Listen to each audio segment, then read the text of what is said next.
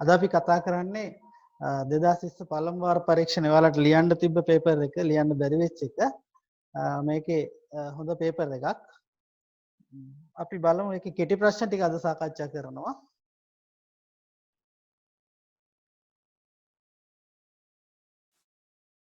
බලන්න පළවෙනි එක.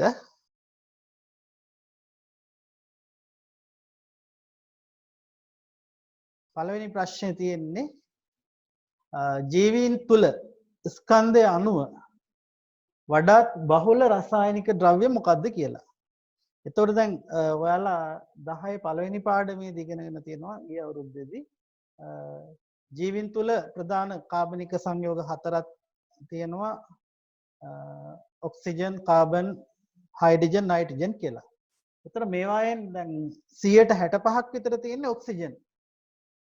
ජීවීන්ගේ දේහය තුල 65% විතර තියෙන්නේ ඔක්සිජන්. ඊළඟට 18ක් විතර තියෙනවා කාබන්, 10ක් වගේ හයිඩ්‍රජන් තියෙන. ඒ විදිහට තමයි වෙනස් වෙවි එන්නේ. එතකොට වැඩිපුරම තියෙන එක එහෙමනම් ඔක්සිජන් කියන උත්තරේ එන්නේ. පළවෙනි එකට උත්තරේ ඔක්සිජන්. ඔයාලා පේපර් එක කරලත් ඇති. කරපුවයි හරි වැරදි මාක් කරගන්න.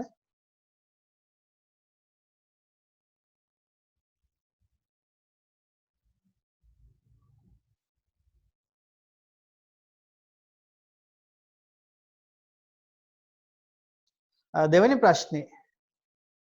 දෙවෙනි ප්‍රශ්නේ තියෙන්නේ බීජාණු තාම කට්ටිය මෙන් පවතිනවා. බීජාණු නිපදවන අපුෂ්ප ශාකයක් වන්නේ. එතකොට ශාක වර්ගීකරණය කරනවා සපුෂ්ප ශාක සහ අපුෂ්ප ශාක කියලා. සපුෂ්ප කියන්නේ පුෂ්ප සහිත. ඒ කියන්නේ මල් පිපෙන ගස්. අපුෂ්ප කියන්නේ මල් නොපිපෙන ගස්. එතකොට ඒ වර්ගීකරණය අපිට ගන්න හැකි මේ විදිහට.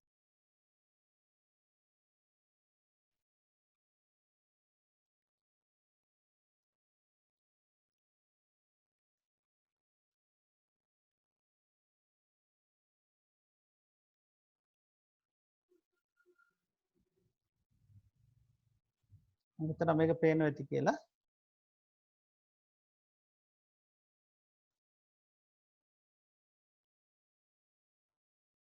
දැන් ශාක වර්ගීකරණය වලට පේනවා ඇති.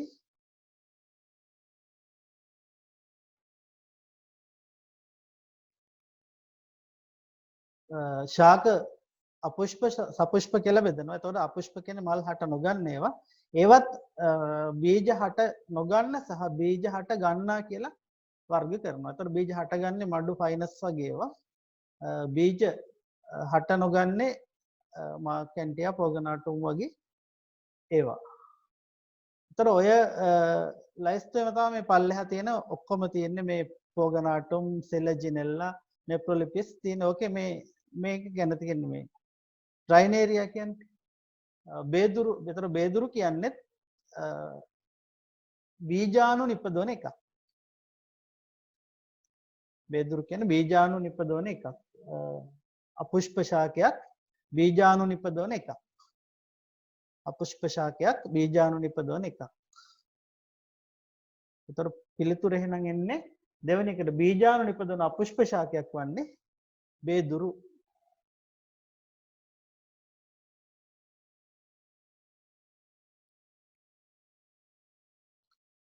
තුන්වෙනි එක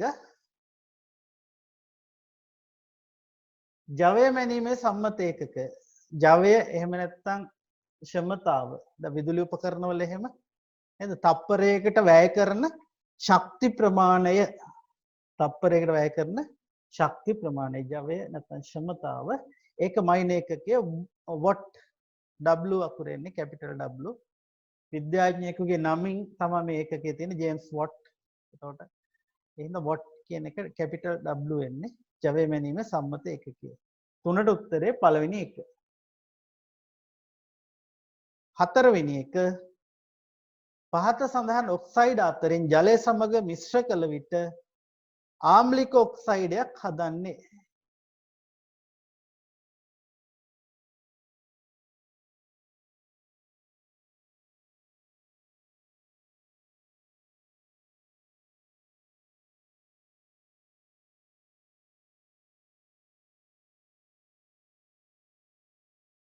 තාම නැවති නැවති කරන්නේ කට්ටිය තාම සහභාගී වෙමින් පවතිනවා. එයාලටත් පහුවෙලා එනටත් අවස්ථාව දෙන්න එපා. තියෙන ඒ නිසා බලන්න පහත ඔක්සයිඩ් අතරින් ජලය සමග ආම්ලික ඔක්සයිඩ් හදන්නේ.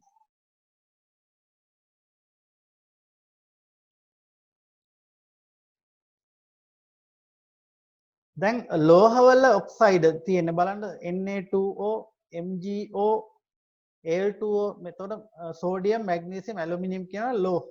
ලෝහවල ඔක්සයිඩ් භාෂ්මිකයි. දැන් ඇලුමිනියම් නම් අර උභයගුණී කියලා ගන්න පුළුවන්. ඒ වගේම තමයි අලෝහවල ඔක්සයිඩ් භාෂ්මිකයි.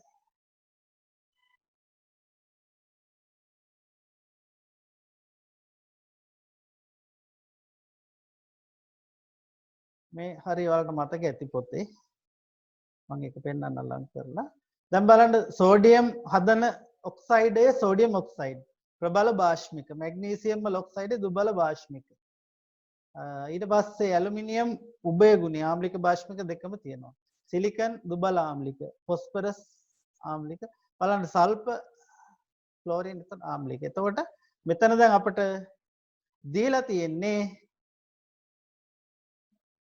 ආම්ලික ද්‍රාවණයක් සාදන ඔක්සයිඩ් එක. එතකොට ආම්ලික දුබල අම්ලයක් ආම්ලික ද්‍රාවණයක් හදනවා. මෙතන තියෙනවා SO2 SO2 SO3 වගේ සංයෝග ගන්න වෙන්නේ. ඒවා මොකද අලෝහනේ අලෝහ ඔක්සයිඩ් ආම්ලික කියලා ගන්න වෙන්නේ. අලෝහ ඔක්සයිඩ් ආම්ලික කියලා සලකන්න පුළුවන්. හරි. එතකොට ඒකේ උත්තරේ හතරට උත්තරේ 2 වෙනි එක.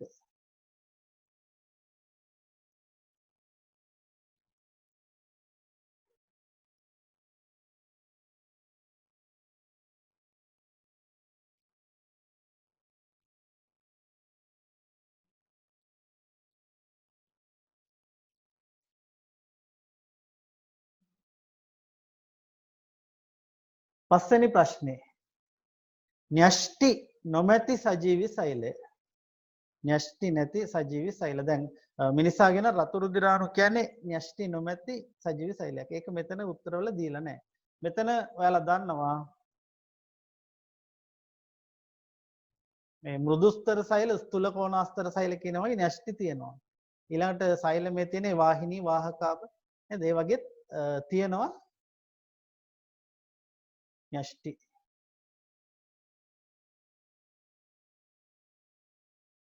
ඊළඟට මේ ආහාර පරිවහනය සඳහා සැකසීලා තියෙන්නේ ෆ්ලෝයම. එතකොට ෆ්ලෝයමේ තියෙනවා න්‍යෂ්ටි නැති සෛල වර්ගයක්.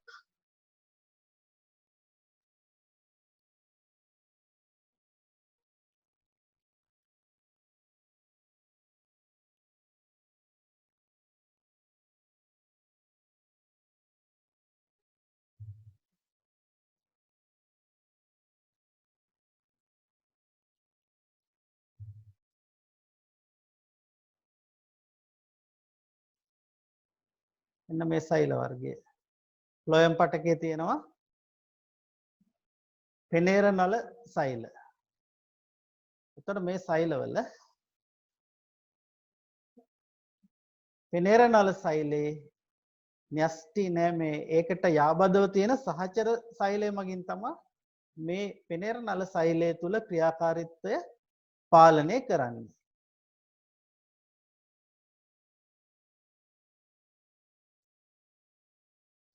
සහචර සෛලයෙන් තමයි මොකද මේ පෙනේර නල හරහා ආහාර එහෙට මෙහෙට අරයි යන්න තියෙනවා. ආහාර පරිසංක්‍රමණය කාර්යය තියෙනවා.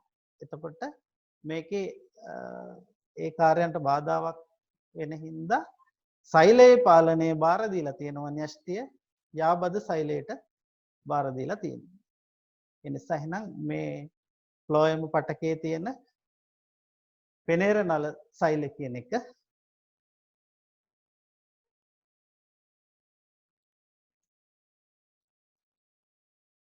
තමා ගන්න වෙන්නේ න්‍යෂ්ටි නොමැති සජීවි සෛලය.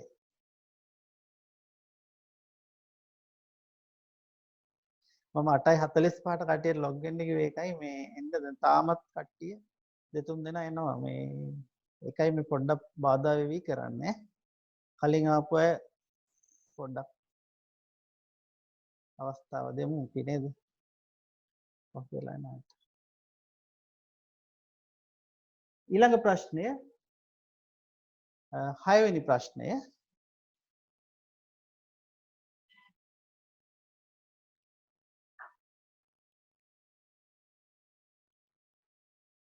ජලය මත පාවෙන කුඩා ලෑල්ලක වසා සිටින කුරුල්ලෙක් පියාඹා යන විට කුරුල්ලා පියාඹා යන දිශාවට විරුද්ධ දිශාවට ලෑල්ල චලනය වෙනවා.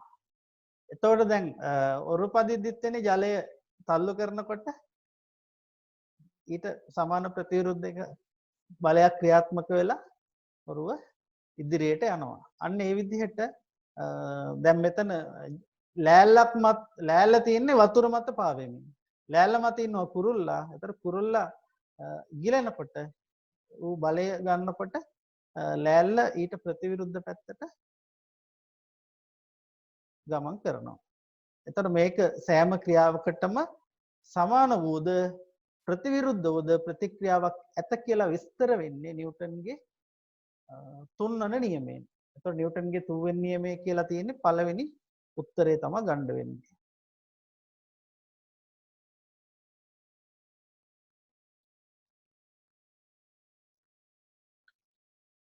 ඊළඟ ප්‍රශ්නය එක්තරා මූලද්‍රව්‍යයක 7 වෙනි ප්‍රශ්නය. ඒතර 6 වෙනි ප්‍රශ්නෙට උත්තරේ 1 7 එක්තරා මූලද්‍රව්‍යයක ඉලෙක්ට්‍රෝන වින්‍යාසය 2යි 8යි 7යි කියලා තියෙනවා. ඉලෙක්ට්‍රෝන වින්‍යාසය 2 8 7 ආවර්තය හා කාණ්ඩය. ආවර්තයේ හොයාගන්නේ ඉලෙක්ට්‍රෝන පිරීපවතින ශක්ති මට්ටම් ගාන අනුව. එතකොට 2 8 7 ශක්ති මට්ටම් 3ක ඉලෙක්ට්‍රෝන තියෙනවා. ශක්ති මට්ටම් 3ක ඉලෙක්ට්‍රෝන තියෙන නිසා එයා තුන්වෙනි ආවර්තයට අයිති. ඒ වගේම අවසාන ශක්ති මට්ටමේ ඉලෙක්ට්‍රෝන 7යි තියෙන හින්දා 7 වෙනි කාණ්ඩය. ආවර්තය අපි සාමාන්‍ය ඉලක්කමෙන් දාන්නේ කාණ්ඩය රෝම ඉලක්කම් වලින් දාන්නේ. එහෙනම් තුන්වන ආවර්තය 7 වෙනි කාණ්ඩය. උත්තරේ 3. 7ට උත්තරේ 3.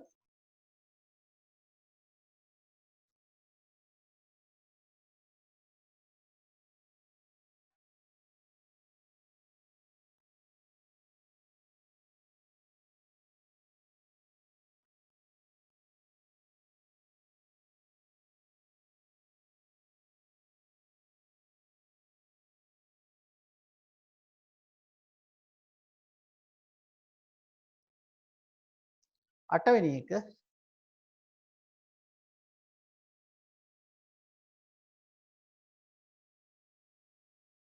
මිනිස් ශුක්‍රාණු නිපදවනු ලබන ව්‍යුහය.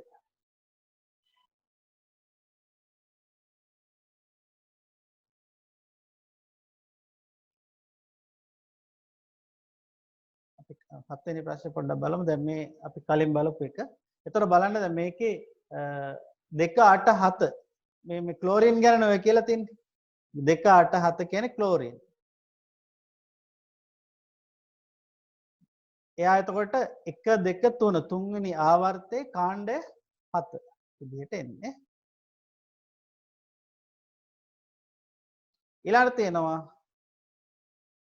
මිනිස් ශුක්‍රාණු නිපදවනු ලබන්නේ. එතකොට ශුක්‍රාණු නිපදවන්නේ පිරිමි පුද්ගලයෙකුගේ ජන්මානු වන ශුක්‍රාණු නිපදවන්නේ ශුක්‍රදර නාලිකා තුල. කුෂණයේ තියෙන කුෂණ වල තියෙන ශුක්‍රදර නාලිකා තුල තමයි ශුක්‍රාණු නිපදවන්නේ.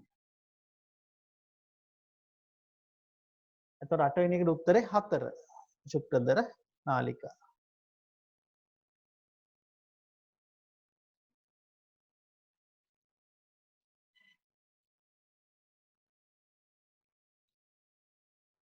නවවෙනි ප්‍රශ්නේ තියෙන්නේ සමක ප්‍රතිරෝධය හොයන්න තියෙනවා මෙන්න මේ දීලා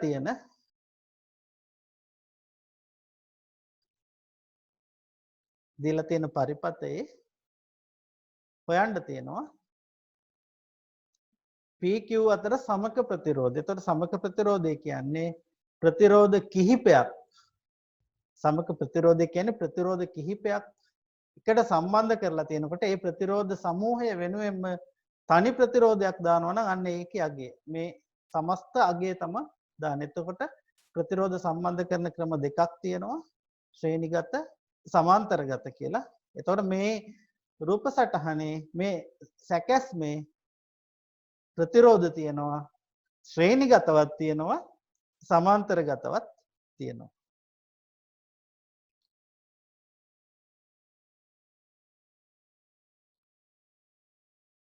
මම හිතනවා හැමෝටම බෝඩ් එක පේනවා ඇති කියලා. මම බෝඩ් එකේ ඒක විස්තර කරන්නම්. කොහොමද අපි මේ වගේ පරිපත සැකැස්මක් තියෙනකොට ඒකේ සමක ප්‍රතිරෝධය හොයන්නේ කියලා.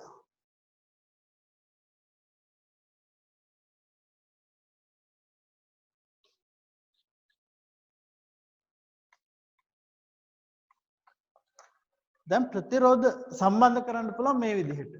දැන් මොන්න එක ප්‍රතිරෝධයක්. ඒකට තවත් එකක් මෙහෙම පේලියට ඈඳගෙන යන්න පුළුවන්. එක ශ්‍රේණියක් විදිහට. ඒතකොට ශ්‍රේණිගත සම්බන්ධය කියන්නේ මේකට. අපි හිතමු මේකේ අගය 2යි. මේකේ අගය 5යි. මේකේ අගය 3යි. ඕම් වලින් නේ දාන්නේ. ඒතකොට ප්‍රතිරෝධ තුනක් ඔය ක්‍රමයට තියෙනවා. ඒතකොට මේ ඔක්කොම වෙනුවෙන් ගන්න තනි ප්‍රතිරෝධය සමක ප්‍රතිරෝධය ගන්න හරියම ලේසි. කොහොමද මේ ප්‍රතිරෝධවල එකතුව ප්‍රතිරෝධවල එකතුව කෙලින්ම ගන්න මේ ශ්‍රේණිගත එක පේලියට තියෙන සම්බන්ධයේදී 2යි 5යි 2යි 7යි 3යි සමක ප්‍රතිරෝධය උඩ 10යි කියලා ගන්න පුළුවන්. එකට එකතු කරන්නයි තියෙන්නේ. සමාන්තරගතවලදී පරස්පරය ගන්න ඕනේ. අපි හිතමු මෙහෙම ප්‍රතිරෝධ දෙකක් තියෙනවා. සමාන්තරගතව. මේකේ අපි හිතමු 6යි කියලා. ඕම් 6යි. මේක හිතන්නකො ඕම් 12යි කියලා. ඔය විදිහට තිබ්බොත් එහෙම ගන්න වෙන්නේ මේ වගේ පරස්පරය.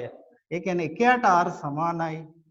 එකයට 6 දාන එකයට 12 කියලා ගන්න වෙන්නේ. එකයට 6 එකයට 12 කියලා ගන්න වෙනවා. එතකොට මේක සුළු කරලා එන අගය ගන්න ඕනේ. සමාන ඒවාම දෙකක් තිබ්බොත් හරි ලේසි. මේකත් 6යි ඕම්. එතකොට කරන්න තියෙන්නේ මේ එකක අගය බෙදන්න තියෙනවා ප්‍රතිරෝධ ගානෙන්. එකක අගය 6යි මෙතන සමාන්තරව තියෙන ප්‍රතිරෝධ ගාන 2යි. එහෙමනම් සමක ප්‍රතිරෝධය ඉන්නේ එකක අගය බෙදනවා දෙකෙන් 6 බෙදීම 2 3යි කියලා එන්නේ. අපි හිතමු තවත් එකක් තියෙනවා කියලා. මේ උදාහරණෙම ගමු. මේකත් 6යි. දැන් සමග ප්‍රතිරෝධ හොයන්න තිබ්බම අර එකයට R සමානයි එකයට R1 R2 R3 දාන්න ඕනේ නෑ කෙටි ක්‍රමය මේක ඔයාලට කෙටි ප්‍රශ්න වලදී මේ ක්‍රමය වැදගත් වෙනවා කොහොමද එකකගේ 6යි ඒ විදිහේ ප්‍රතිරෝධ 3ක් තියෙනවා එහෙනම් 6 බෙදීම 3 දැන් මේ පද්ධතිය සමග ප්‍රතිරෝධය ඕම් 2යි ඒ විදිහට හදන්න පුළුවන් තව එකක් තිබ්බොත් මෙහෙම තවත් එකක් තියෙනවා. ඒකත් 6යි. එහෙමනම් එක ප්‍රතිරෝධකයාගේ 6යි ප්‍රතිරෝධ සංඛ්‍යාව 4යි. 6 බෙදීම 4. එතකොට එනවා 1.5ක්. ඔය විදිහට තමයි හොයන්නේ. දැන් ඔයාලා දන්නවා එක පේලියට තියෙන ඒවා ශ්‍රේණිගතව හොයන හැටි. ඔයාලා ඉගෙනගෙන තියෙනවා මේවා. ඊළඟට සමාන්තරගත සමාන ඒවා තියෙනකොට පුළුවන් කෙටි ක්‍රමයෙන් පුළුවන්. ඔය දෙකම සම්බන්ධ කරලා තමයි ප්‍රශ්න දීලා තියෙන්නේ. ඔය දෙකම සම්බන්ධ කරලා ප්‍රශ්න දීලා තියෙන බලමු. මේකේ ප්‍රතිරෝධ 3ක් තියෙනවා. ප්‍රතිරෝධ 3ක් ඔය විදිහට තියෙනවා. ඒ ඔක්කොම 6 ගානේ තියෙනවා. 6යි 6යි 6යි. ඊළඟට මෙතන තියෙනවා තව ඕම් දෙකක එකක් තියෙනවා. මේ පැත්තට තියෙනවා තවත් ප්‍රතිරෝධයක් තියෙනවා. මෙතන තියෙනවා තව ඕම් දෙකක්.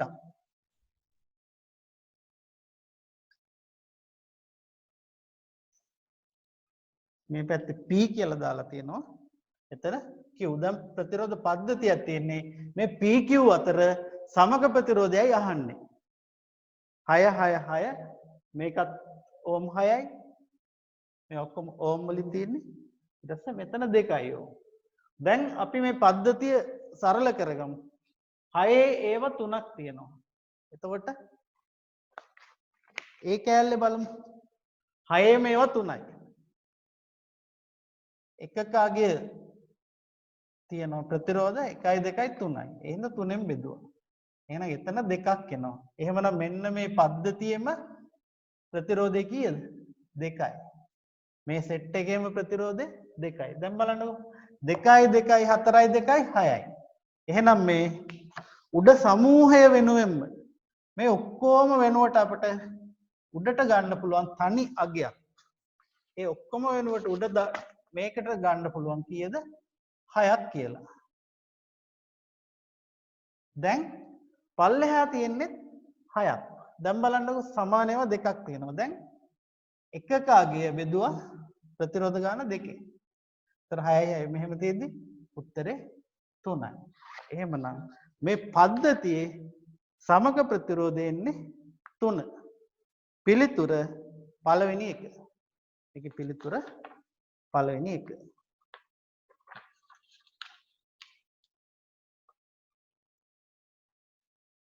ඊළඟට තියෙනවා ඉලෙක්ට්‍රෝන ඉවත් කිරීමෙන් පමණක් උච්ච වායුවක් ලබා ගන්න මූලද්‍රව්‍ය පමණක්. ඉලෙක්ට්‍රෝන සමහර අය ඉලෙක්ට්‍රෝන ලබා ගන්නවා, සමහර අය පිට කරනවා. දැන් මෙහෙම හිතමු. සෝඩියම් වල පරමාණු ක්‍රමාංක 11යි 2 8 1. එතකොට මෙයා උච්ච වායුවක් කියන්නේ අර අවසාන ශක්ති මට්ටමේ හීලියම් නියොන් ආගන් තියෙන කාණ්ඩයට යන්න ඕනේ. දැන් මෙයාට අවසාන ශක්ති මට්ටමේ 8ක් තියෙන්න ඕනනේ. ඒ 8 පුරව ගන්න නම් එක්කෝ 7ක් ගන්න ඕනේ. නැත්තම් තියෙන එක දීලා දාන්න ඕනේ.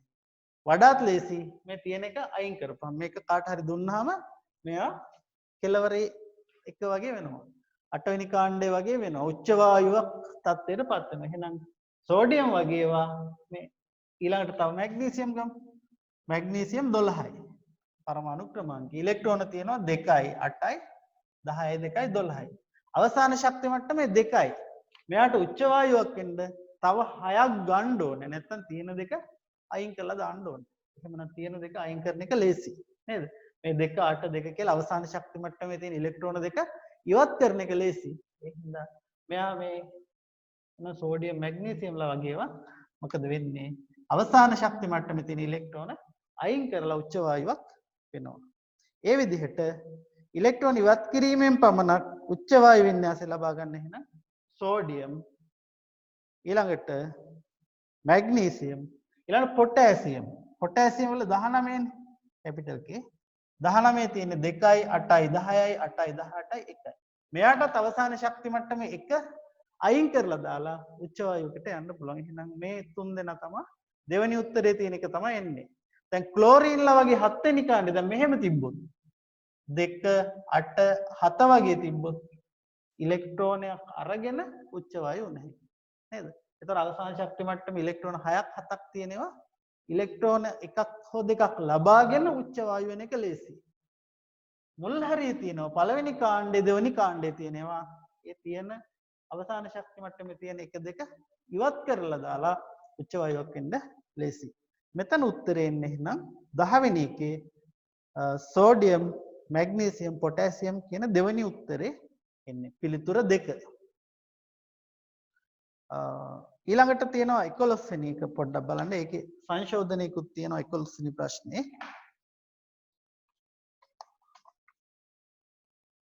ඒකට උත්තරයක් නැතුව ඇති. පොඩ්ඩක් බලන්න අය පාරක්.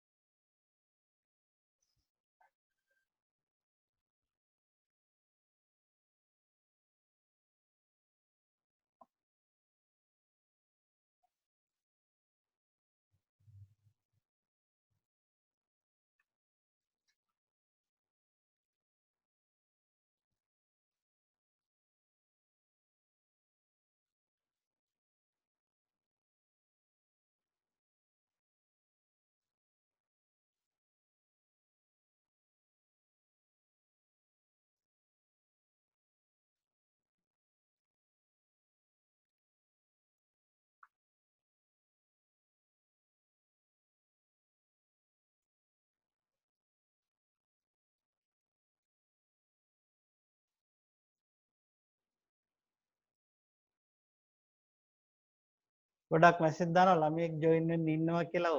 දැන් මගේ කම්පියුටර් පැත්තක බෝඩ් එක වෙන තැනක තියෙන බෝඩ් එකේ ඉන්න වෙලාවට මට මෙතන ස්ක්‍රීන් එක පේන්නේ නැහැ. ඒ කට්ටිය ඔන්න ජොයින් වෙන්න ළමයෙක් ඉන්නවා කියලා මැසේජ් දාපයිගේ කට්ටිය ගත්තා. තවත් දෙන්නෙක් ඉන්නවා ඉන්න 3 දෙනෙක් ඉන්නවා. සමහර අය ඩිස්කනෙක්ට් වෙනවා. එතකොට ආයෙ ගන්න වෙනවා.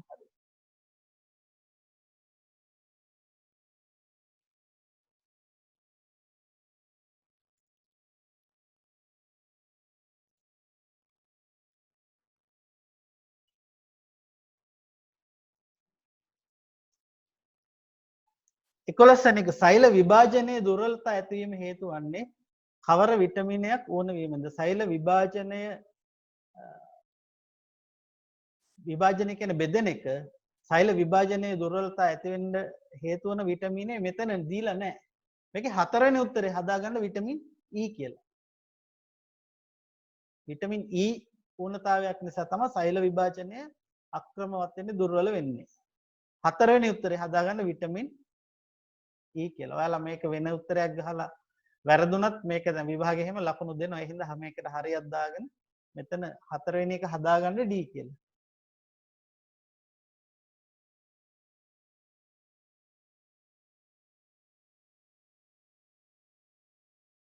එකොළහට 4 12 රළු මේසයක් මත තැබූ ලී කුට්ටියක් මත නිව්ටන් 3ක බලයක් යෙදෙන අවස්ථාවක් තමයි රූපේ දැක්වෙන්නේ.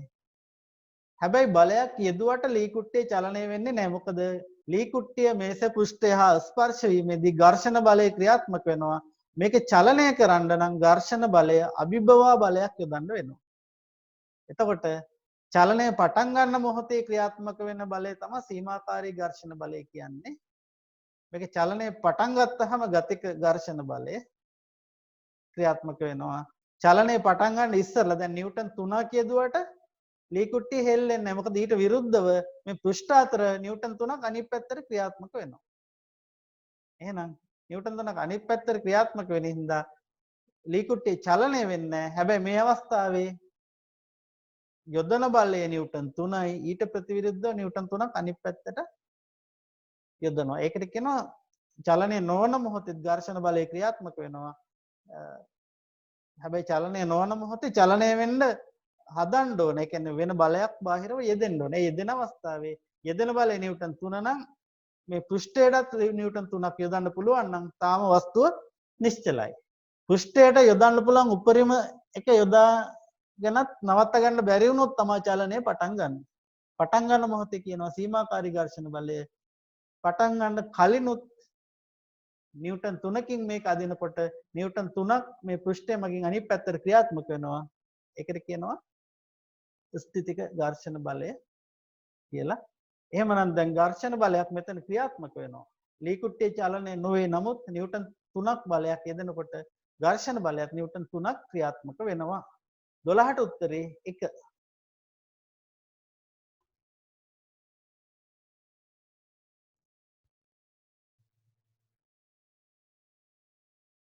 දහතු වෙනි එක බලමු. 13 14 ප්‍රශ්න වලට පදනම් වෙලා තියෙන්නේ M කියලා මූලද්‍රව්‍ය උදාසීන පරමාණුකින් අයනයක් හැදෙන. උදාසීනයි කියන්නේ ඉලෙක්ට්‍රෝන ප්‍රෝටෝන ඔක්කොම සමානයි. දැන් සෝඩියම් අයනය කිව්වොත් උදාසීන, සෝඩියම් කිව්වොත් උදාසීනයි. හැබැයි සෝඩියම් ධන අයනය කිව්වොත් උදාසීන නැහැ. ඒක ආරෝපණයක් වෙලා. දැන් මෙතන M කියන මූලද්‍රව්‍ය ඉලෙක්ට්‍රෝන දෙකක් පිට කරලා M ධන අයනය හදන. එහෙනම් මෙයා දෙවනි කාණ්ඩයේ මූලද්‍රව්‍යයක් විය යුතුයි. නේද? මැග්නීසියම් වගේ කෙනෙක් වෙන්න ඇති. එතකොට මෙයා ඉලෙක්ට්‍රෝන පිට කරපුවාම පරමාණුවේ න්‍යෂ්ටියේ තියෙන්නේ ප්‍රෝටෝනයි නියුට්‍රෝනයි. ප්‍රෝටෝන නියුට්‍රෝන වෙනස් වීමක් වෙන්නේ නැහැ. එහෙනම් නියුට්‍රෝන සංඛ්‍යාව වෙනස් වෙන්නේ නැහැ. ප්‍රෝටෝන වෙනස් වෙන්නේ නැහැ. වෙනස් වෙන එකම දේ තමයි අයන සාදද්දී උදාසීන පරමාණු ධන හෝ ඍණ අයන සාදද්දී වෙනස් වෙන්නේ මොනවද? ඉලෙක්ට්‍රෝන ගාන. එක්ක ඉලෙක්ට්‍රෝන පිට කරනවා. පිට කරනකොට ඉලෙක්ට්‍රෝන ගාන අඩු වෙනවා. සමහර අය ඉලෙක්ට්‍රෝන ලබා ගන්නවා. ලබා ගද්දී ඉලෙක්ට්‍රෝන ගාන වැඩි වෙනවා. එහෙනම් අයනයක වෙනස් වෙන්නේ නියුට්‍රෝනවත් ප්‍රෝටෝනවත් නෙවෙයි ඉලෙක්ට්‍රෝනයි. අයනයක ඉලෙක්ට්‍රෝන තමයි වෙනස් වෙන්නේ. 13ට උත්තරේ 3. 14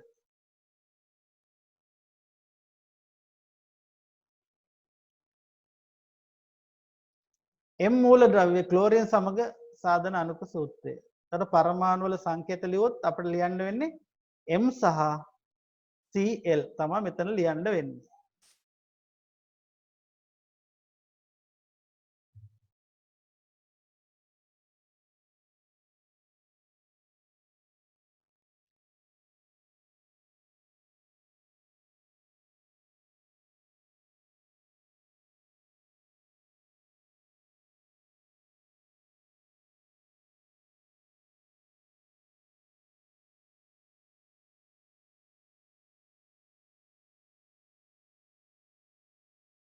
අපි දැන් මේ වගේ එකක් ලියද්දි පරමාණු වල සංකේත ලියන්න ඕනේ. හරි?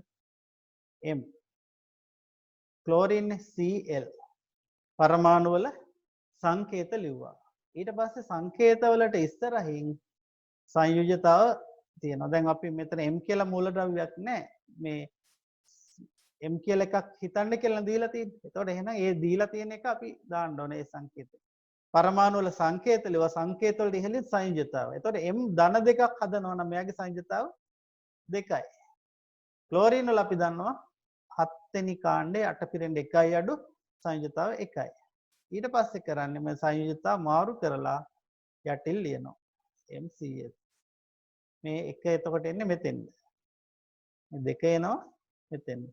එහෙමනම් පොදු සංඛ්‍යා සුළු කරනවා 1 තියදී ලියන්නේ අන්තිමට එනවා MCl2 කියලා. MCl2 කියලා එන්නේ. M මූලද්‍රව්‍ය ක්ලෝරින් සමග සාධන ක්ලෝරයිඩේ. අපි අර සූත්‍ර ලිවීමේ මූලධර්මය පාවිච්චි කරේ. පළමු පියවර පරමාණු වල සංකේත ලිව්වා මේ. දෙවැනි පියවර සංකේත වලට ඉහළින් ඒ වගේ සංයුජතාව දැක්වුවා. තුන්වෙනි පියවරදී කරේ සංයුජතාවල් මාරු කරලා පල්ලෙහැන් ලිව්වා. යටින් ලියනවා. හතරවෙනි පියවරේදී පොදු සංඛ්‍යා තියෙනවා නම් සුළු කරනවා. ඒ විදිහට කරපුවාම එන්නේ MCl2. MCl2 කියන්නේ එහෙනම් 14ට උත්තරේ එන්නේ මේක. 14 වෙනි.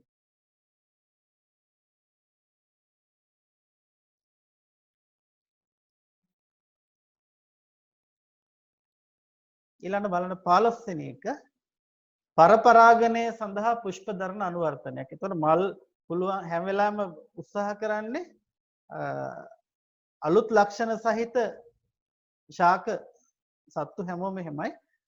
නව ලක්ෂණ සහිත ජීවීන් බිහි කරන්න. එතකොට පුළුවන් තරම් කලවම් වෙන්න ඕනේ. එක වගේ නොවන විදිහට කලවම් වීම සිද්ධ වෙන්න ඕනේ. ඉතින් ඒ හින්දා එම මලයේම එම ශාකයේම පුෂ්ප නැතුව එම විශේෂ වෙනත් ශාකයක පුෂ්පයකින් පරාගණය වෙන්න උත්සාහ කරනවා. එතකොට ඒකයි පරපරාගණය කියන්නේ. එතකොට පරපරාගණය ස්වපරාගණය වළක්වලා පරපරාගණය ඇති කරගන්න දක්වන අනුවර්තන. අනුවර්තන කියන්නේ හැඩ ගැසීම.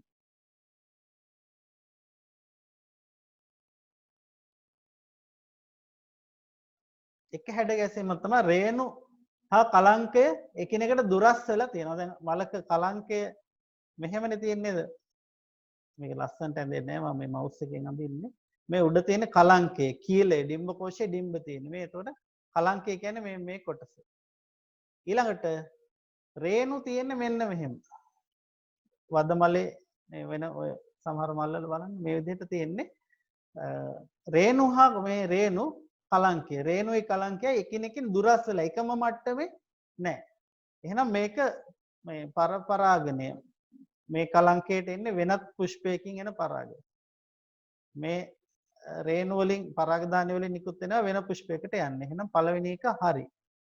දෙවෙනි එක පුමංගේ හෝ ජායාංගේ පළමුව ඒ කියන්නේ මේ එකම මල වුණාට මේ කොටස ගැහැණු කොටස ජායාංගේ කලින් මෝරනවා. පුමාංගේ මෝරන්න පරක් වෙනවා. එහෙම නැත්නම් මෙයා පරක් වෙනවා පිරිමි කොටස් කලින් මෝරනවා. ඒ විදිහට එකම කාලෙදී පරිණත නොවීම. ඒකත් උපක්‍රමයක්. ඊළඟට සමහර ඒ වගේ පිරිමි මල් පුමාංගේ පුෂ්ප වෙනමත් ජායාංගේ පුෂ්ප වෙනමත් තියෙනවා. ඒකත් හරි. ඒතර මේකේ වැරද්ද තමයි මේක පරාග දානි තුල පරාග විශාල සංඛ්‍යාවක් නිපදවීම. ඒක මේ පරපරාගණය වළක්වන්න නෙවෙයි. පරාගධානියක් තුල පරාග විශාල සංඛ්‍යාවක් නිපදවන්නේ සුළඟ මගින් පරාගණය වන පුෂ්පවල. මේක වෙන්නේ සුළඟ මගින් පරාගණය වන පුෂ්පවල. තමයි මේ ක්‍රියාව වෙන්නේ. එහෙනම් මේකේ 15 වෙනි එක තමයි වැරදි උත්තරේ.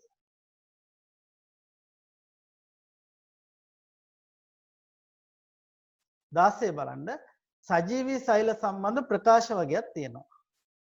ඒ ප්‍රකාශ අපි මොනවද කියලා බලමු. පළවෙනි එක සෛල බිත්තිය සියලුම සෛල වලට පොදුයි. වැරදි. ඇයි ඒ? මේක වැරදි. සෛල බිත්ති තියෙන්නේ ශාක සෛල වලට. සත්ත්ව සෛල වලට නැත. එහෙනම් පළවෙනි එක වැරදි. සියලුම ජීවීන් සෛල ඒක හරි. සියලුම ජීවීන්ගේ සෛල වලින් හැදිලා තියෙන්නේ. ඊළඟට සෛලවාදයෙන් කියවනවා ජීවීන්ගේ මූලික ව්‍යුහමය හා කෘත්‍යමය ඒකකය සෛලයයි. නම් ඒකත් හරි. BC තමයි හරි. B හා C හරි කියන්නේ දෙවෙනි උත්තරේ.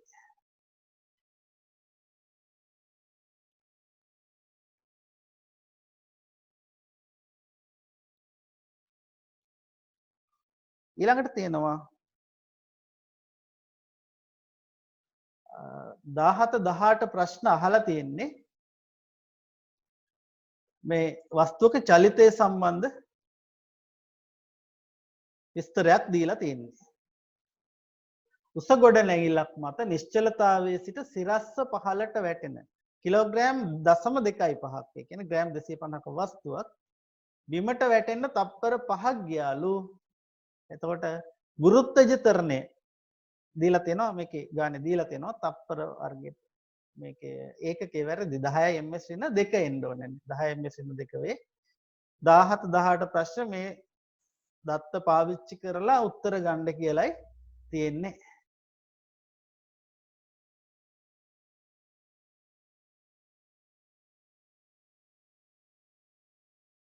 පේපර් එක පේන්නේ නැහැ කියලා තියෙනවා පේපර් එක නම් පේන්නේ හදන්න සිග්නල් නෑ යකෝ කියලා තියෙනවා මම මොනව කරන්නද ඉතින්නේ වහලෙටවත් නගින්න ඔහොම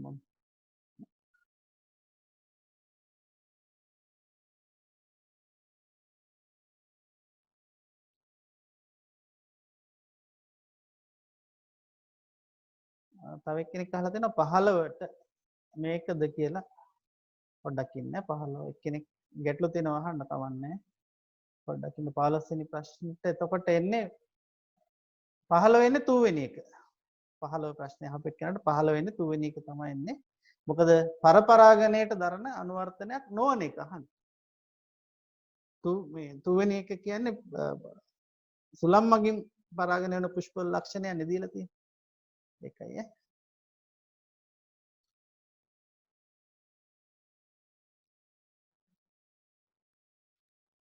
ඊළඟට අපි බලමු මේ 17 18 ප්‍රශ්න ටික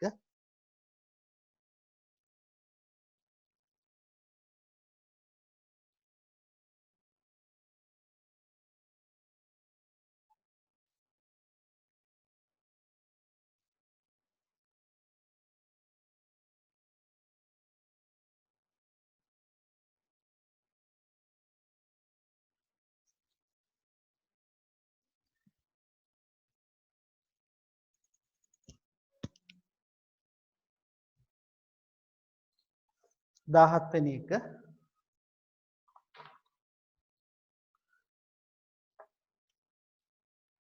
උස ගොඩනැගිල්ලක සිට නිශ්චලතාවයේ වැටිලා තියෙන්නේ ස්කන්ධය දීලා තියෙන වස්තුවේ බිමට වැටෙන්න තප්පර 5ක් ගියාලු. ඒ උපයෝගී කරගෙන බිමට වැටෙන වෙලාවේ ප්‍රවේගය තමයි අහන්නේ.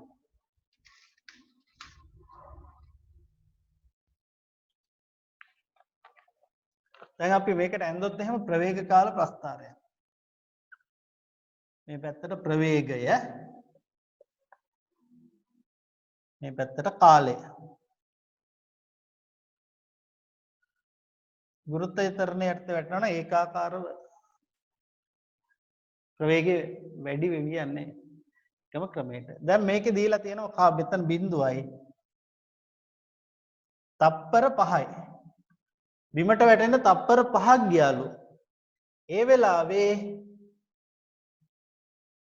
ප්‍රවේගය අපි දන්නේ නැහැ. මේ බිමට වැටෙන තප්පර 5ක් ගත වෙච්ච මොහොතේ ප්‍රවේගය අහන්නේ. මේක දැන් නිශ්චලතාවයෙන් පටන් ගන්න තියෙන. එහෙනම් කාලයේ බිඳුවෙද්දි ප්‍රවේගයත් බිඳුවයි. ඊළඟට ඔයාලා දන්නවා ප්‍රවේග කාල ප්‍රස්ථාරයක අනුක්‍රමණයෙන් තමයි ත්වරණය ලැබෙන්නේ. එහෙනම් මේකේ ත්වරණය කියන්නේ මෙන්න මේ y අක්ෂය පාඨාංකය. මේ දුර. මේක y බෙදන්න පුළුවන් x ගෙන්. එහෙමනම් මේකේ ත්වරණය ප්‍රවේග කාල ප්‍රස්ථාරයක් අපි ඇන්දේ මේකේ ත්වරණය y යට x y වල අගය දැන් තියෙනවා දන්නේ නැහැ මේ උස දන්නේ නැහැ ඒක v බෙදීම මේක x ත්වරණය දීලා තියෙනවා ගුරුත්වය ත්වරණය 10යි කියලා දීලා තියෙනවා. එතකොට 10 සමානයි අවසන් ප්‍රවේගය කීයද දන්නේ නැහැ.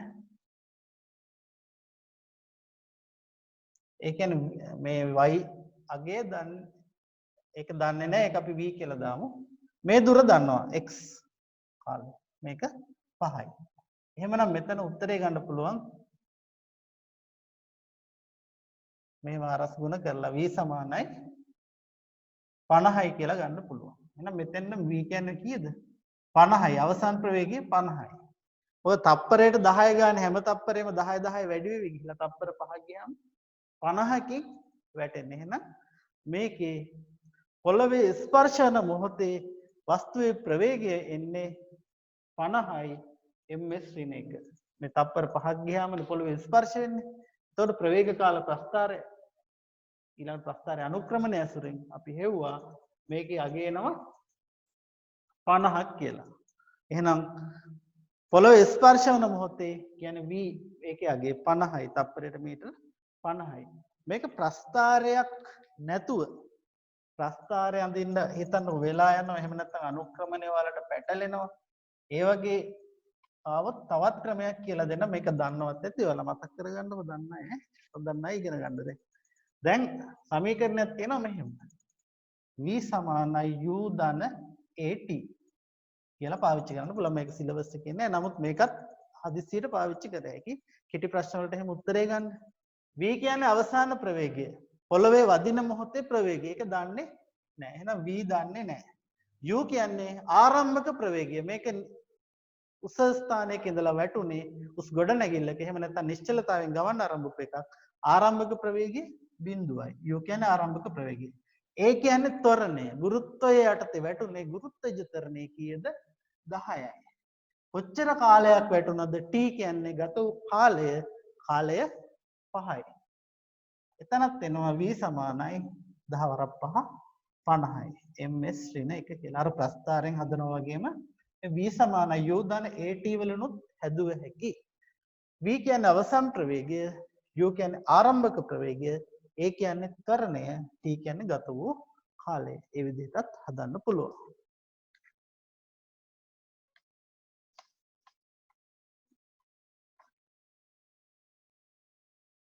දෙක ගොඩනැගිල්ලේ උස. දැන් අපි කලින් ප්‍රස්ථාරයක් ඇන්දා මේකේ හොයාගත්තනේ අවසන් ප්‍රවේගය 50යි. ආරම්භක ප්‍රවේගය බිඳුවයි. මේ කාලය මේ පැත්තේ ප්‍රවේගය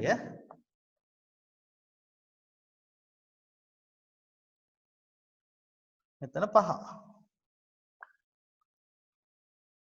ගොඩනැගිල්ලේ උස කියන්නේ මේ වස්තුව චලනය වෙච්ච දුර. වස්තුව ගමන් කළ දුර එහෙම නැත්නම් සිදු විස්ථාපනය කියන්නේ ප්‍රවේග කාල ප්‍රස්ථාරයට යටින් තියෙන කොටසේ වර්ගඵලය. මේකේ ප්‍රස්ථාරය කියන්නේ මේ අක්ෂනේ මේ x අක්ෂය මේ y අක්ෂය. එහෙනම් ප්‍රස්ථාරය කියන්නේ මෙන්න මේ රේඛාව. ප්‍රස්ථාරයට යටින් කොටසේ වර්ගඵලය කියන්නේ මේ ත්‍රිකෝණය.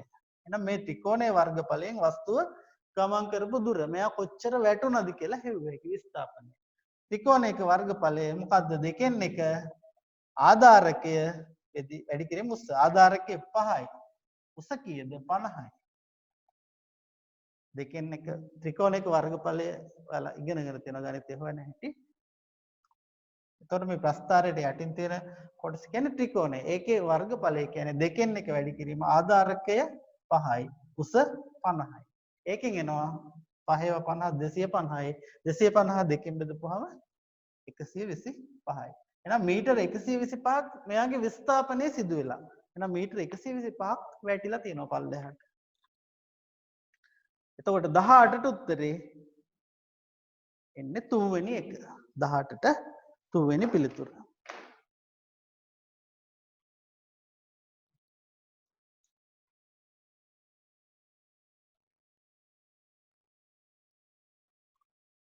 හොඳයි 19 ප්‍රශ්නේ බලන්න.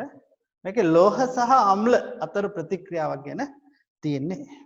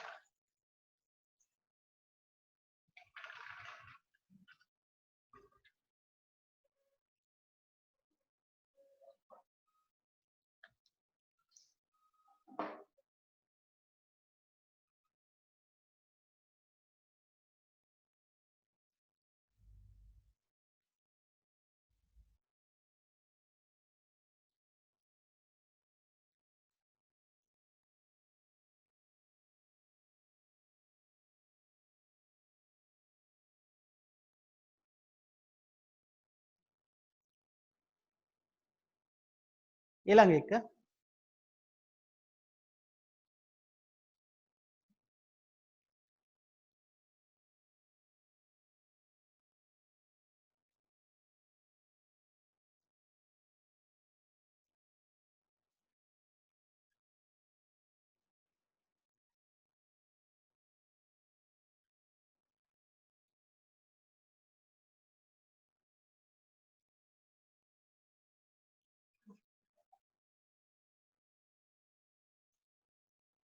ලෝහ අම්ල ප්‍රතික්‍රියාවක් තියෙන්නේ. ඒතර ඔයාලා දන්නවා තනුක අම්ලත් එක්ක මැග්නීසියම් ප්‍රතික්‍රියා කරනවා. හැබැයි කොපර් ප්‍රතික්‍රියා කරන්නේ නැහැ තනුක අම්ලත් එක්ක. ලෝහ අම්ල ප්‍රතික්‍රියාවලදී මේ තනුක අම්ලත් එක්ක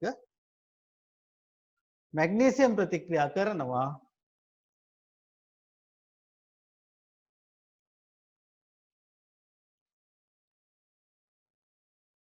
කොපර් ප්‍රතික්‍රියා කරන්නේ නැහැ.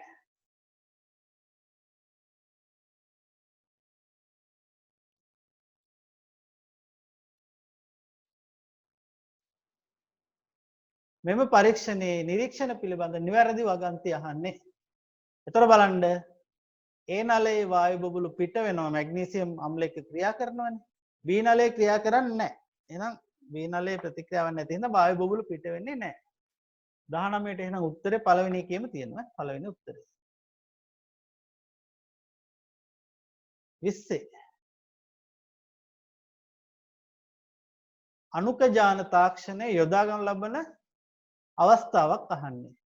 දැන් එතකොට මේ සෝඩා නිපදවීම ඊළඟට යීස් මගින් මද්‍යසාර නිපදවීම කැලිකසල යෝජන ඒවා සාමාන්‍ය සුද්ධජීවී ක්‍රියා මේ දෙවෙනි තුන්වෙනි එක. පළවෙනි එක යාන්ත්‍රික ක්‍රියාවලිය කාබන් ඩයොක්සයිඩ් වායුව නිපදවා ගන්න එක සුද්ධජීවීන් වෙනත් පුළුවන්.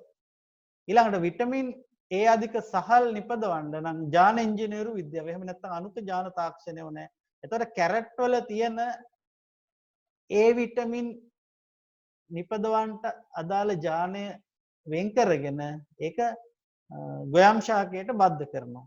එතකොට මේ ගොයම් මේ රන්වන් පාටට තියෙනවා. ඊළඟට සාමාන්‍යයෙන් මේ A විටමින් නැහැනේ සහල් වල. නමුත් මෙතන විටමින් A සහිත සහල් හැදෙන්නේ. එතකොට මේ විදිහට මේ ලක්ෂණ එක ජීවියෙකුගේ ලක්ෂණ තවත් ජීවියෙකුට ඇතුළත් කරනවා ජාන තාක්ෂණයෙන්. දැන් ඔය නිපදවලා තියෙන හොඳම නිපදවීමක් තමයි එළිය විහිදවන මල් පැල. රාත්‍රී කාලේ එළිය විහිදවන මල් පැල. කලාමැදිරියාගේ එළිය විහිදවන්න අදාළ වන යානය හොයාගෙන ඒක බද්ධ කරලා මල් පැල ඇටි වල. එතකොට මල් පැල ඇටි රාත්‍රී කාලේ උද්‍යානවල එළිය විහිදවන බල්බ් දාන්න ඕනේ නැහැ. ඉතින් ඒ වගේ විවිධ නිෂ්පාදන ඊළඟට දැන් ඔය දියවැඩියට ප්‍රතිකාර කරන ඉන්සියුලින් එහෙම ඉන්සියුලින් නිපදවන බැක්ටීරියාවල කියන්නේ බැක්ටීරියාවලට ඒ ඉන්සියුලින් නිපදවන යාන බද්ධ කරලා බැක්ටීරියා මගින් ඉන්සියුලින් ගන්නවා. ඔය වගේ මේවා අනුක ජාන තාක්ෂණය නැත්තම් ජාන ඉංජිනේරු විද්‍යාව කියලා හඳුන්වන්නේ.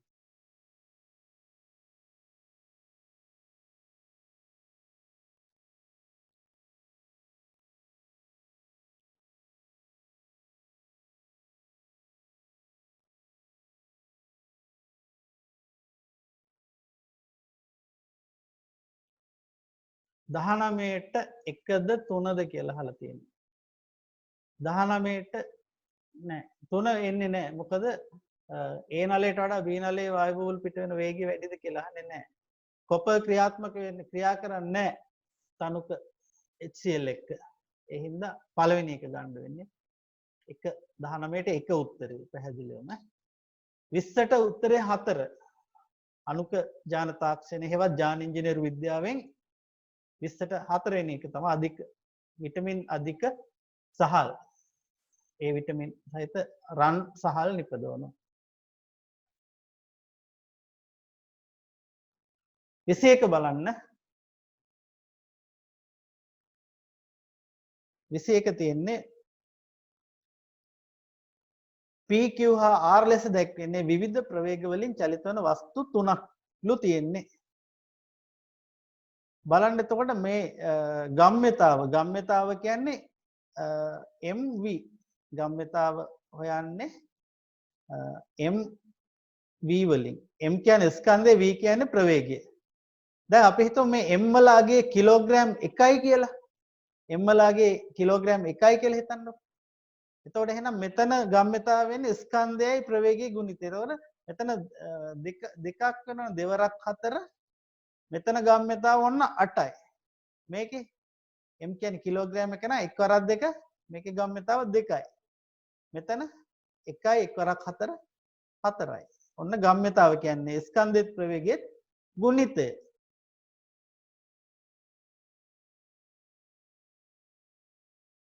ඉහත වස්තු වල උපරිම ගම්ම්‍යතාව හා අවම ගම්ම්‍යතාව. එතකොට උපරිම ගම්ම්‍යතාව මොකද්ද? මෙන්න මේ P වස්තුවේ තමයි උපරිම ගම්ම්‍යතාව තියෙන්නේ. අවම ගම්ම්‍යතාව තියෙන්නේ Q වල. එහෙමනම් උත්තරේ P හා Q. පළවෙනි උත්තරේ එන්නේ. පළවෙනි උත්තරේ.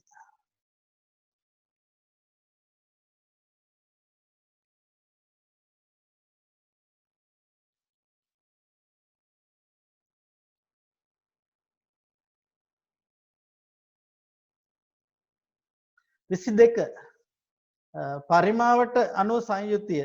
එතකොට එතිල් මධ්‍යසාරය දීලා තියෙන C2H5OH 500ක් සාදා ගැනීමට. එතකොට මේකේ ඝන සෙන්ටිමීටර් 10යි ඕන. ඒක අය ගණනය කරන්න දෙයක් නැහැ. මේකේ දීලා තියෙනවා 10යි කියලා. එතකොට මේ 10 පාවිච්චි කරලා කොහොමද හදන්නේ ඝන සෙන්ටිමීටර් 500ක් කියලා.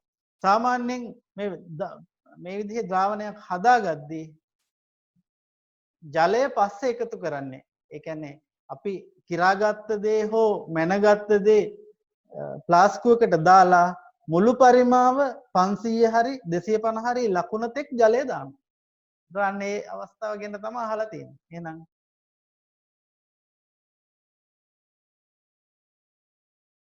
මෙතන උත්තරේ එහෙනම් එන්නේ 22ට 3 වෙනි එක.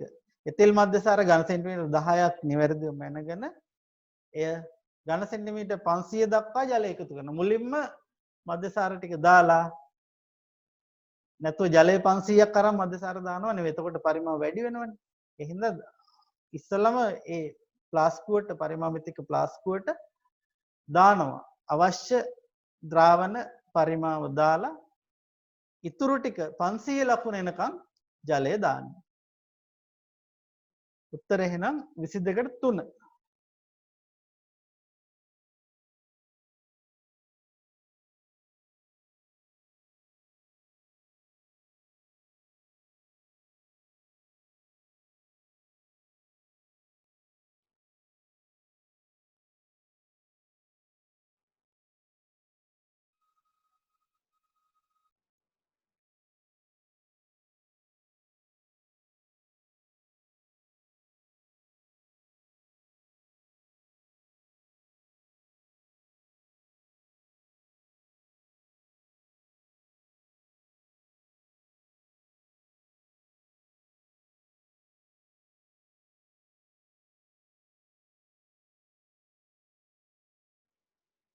මේ පාඩමට අවධානයෙන් ඉන්න ඔය නිකන් අනවශ්‍ය chat කරන්නේ chat වලින් තර්ජනය කරනවා නේද? එහෙම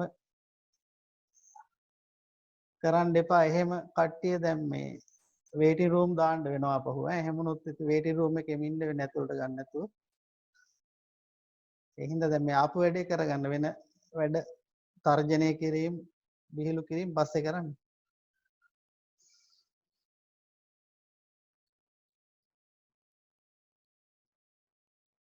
10 11 කියලා නෑ කාටවත් ඉතින් මේ තියෙන O level වලට 10 කොටසුත් තියෙනවා. දැන් මේකේ ඔයාලට හම්බෙන්න තියෙන ගොඩක් 10 කොටස් තියෙනවා.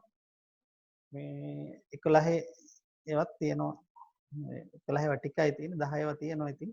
එහෙනම් වෙන් කරන්න බෑ 10 11 කියලා. 23 ස්වභාවික වර්ධක ප්‍රචාරණය හා එයට ගැළපෙන නිවැරදි නිදසුන. ඒතර වර්ධක ප්‍රචාරණය නැත්නම් ඒ කියන්නේ පුෂ්ප හැර වෙනත් කොටස් මගින් සිදුවන ප්‍රචාරණය. පුෂ්ප හැර වෙනත් කොටස් මගින් සිදුවන ප්‍රචාරණය. දැන් පළවෙනි උත්තරේම හරි. දාවක දැන් ගොටුකොළ මහරාවණ රැවුල වගේ දාවක මගින් යන්නේ. එහෙනම් පළවෙනි උත්තරේ හරි. දෙවෙනි එක වැරදි. භූගත කඳන් වලට උදාහරණයක් නෙවෙයි. කැරට් කියන්නේ ආහාර සංචිත මුලක්. ඊළඟට කලාඳුරු බෝ වෙන්නේ මොටියන් කියන ක්‍රමයට. බල්බිල නෙමෙයි මොටියන්. ඊළඟට හන බෝ වෙන්නේ බල්බිල කියන වගේ. මොටියන් නෙමෙයි. එතකොට ඔකේ නිවැරදි උත්තරේ පළවෙනි එක තියෙනවා. ඊළඟට තරංග තියෙනවා ගුවන් විදුලි තරංග මේ කියන්නේ විද්‍යුත් චුම්බක තරංග කොහොමද මේ වගේ තරංග ආයාමයේ අඩු එකේ ඉඳලා වැඩි එකට පෙළ ගස්සන්න කියලා තියෙන තරංග ආයාමයේ අඩු එකේ ඉඳලා වැඩි එකට. එතකොට මේ වගේ තරංගයක මෙන්න මේ දුර තමයි අපි ගන්න මෙතන ඉඳන් මෙතෙන්න මේක ගන්න පුළුවන් තරංග ආයාමය. එතකොට තරංග ආයාමය විද්‍යුත් චුම්බක තරංගවල ඒ අණුපිළිවෙල දැනගන්න ඕනේ. තරංග ආයාමය වැඩි වෙන පිළිවෙලට ඒ කියන්නේ අඩු එකේ ඉඳලා වැඩි එකටයි මේක දැනගන්න ඕනේ. මේ විදිහට තරංග ආයාමය මේ බලන්න මේ ගැමා කිරණ වල හැම තරංග ආයාමය අඩුයි. ඊළාට ගුවන් විදුලි රූපවාහිනී ඒ තරංග වල තරංග ආයාමය වැඩි. මේකේ අඩු එකේ ඉඳලා වැඩි එකට. එතකොට බලන්න මෙතන ඉස්සෙල්ලාම තියෙනවා X කිරණ. X කිරණ වලට වඩා වැඩි දෘශ්‍ය ආලෝකය. මේ ආලෝකය කියන එක. X කිරණ ආලෝකය ආලෝකයට පස්සේ එනවා අදෝරක්ත කිරණ අදෝරක්ත කිරණ වලට පස්සේ තියෙනවා ශුද්ධ තරංග. ඒ විදිහට තමයි වැඩි වෙන්නේ. එහෙනම් ඒ විදිහේ ගැළපෙන පිළිතුර තියෙන 24ට දෙවෙනි එක. 24ට දෙවෙනි පිළිතුරයි එන්නේ. ඒ දෙවෙනි එක. 25 වෙනි එක පහත දැක්වෙන ප්‍රතික්‍රියා සලකනවලු. එතකොට සමහර ප්‍රතික්‍රියා තියෙනවා දැන් ද්‍රව්‍ය දෙකක් එකතු වෙලා තනි ද්‍රව්‍යයක් හැදෙනවා. දැන් සෝඩියම් දාන ඔක්සිජන් සෝඩියම් ඔක්සයිඩ් ඒ වගේ ඒවා මැග්නීසියම් ඔක්සිජන් මැග්නීසියම් ඔක්සයිඩ් සංයෝජන ප්‍රතික්‍රියා. ඊළඟට රත් කරනකොට ಜಾති කීපයකට වෙන් වෙන ඒවා වියෝජන ප්‍රතික්‍රියා. ඊළඟට එක ද්‍රව්‍යයක් දැන් මේ 25 වෙනි එකේ තියෙන මේ විදිහේ දැන් මේකේ මැග්නීසියම් කොපර් සල්ෆේට් එක්ක ප්‍රතික්‍රියා කරලා මැග්නීසියම් සම්බන්ධ වෙනවා මේකේ SO4 කැලලට.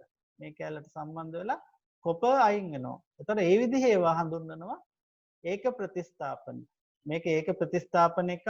දෙවෙනි එක ද්‍රව්‍ය දෙකක් එකතු වෙලා තනි එකක් හැදෙනවා සංයෝජන එකක්. තුන්වෙනි එක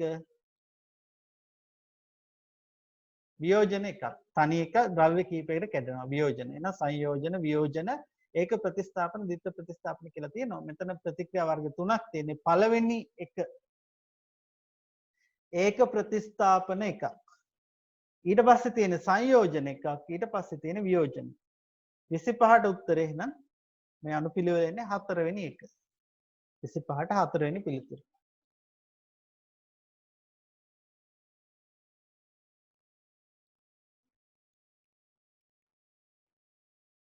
විෂය ඔයාලට පේනවා මේ සපත්තු වඩියක් වගේ සුද්ධ ජීවියෙක් පැරමේසියම් එතන මේ පැරමේසියම්ගේ වර්ධනය කියලා හඳුන්වන්නේ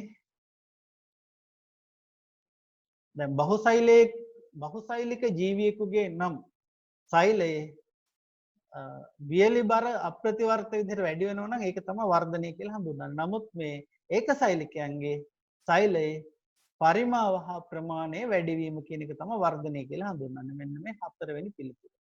සෛලයේ පරිමාව හා ප්‍රමාණය වැඩිවීම. 27 වෙනි එක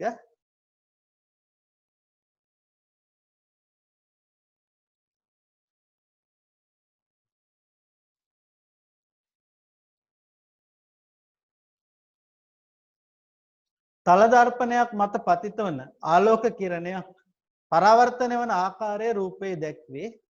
තල දර්පණය හා පතන කිරණය අතර කෝණය 50යි. මෙන්න පතන කිරණය කියන්නේ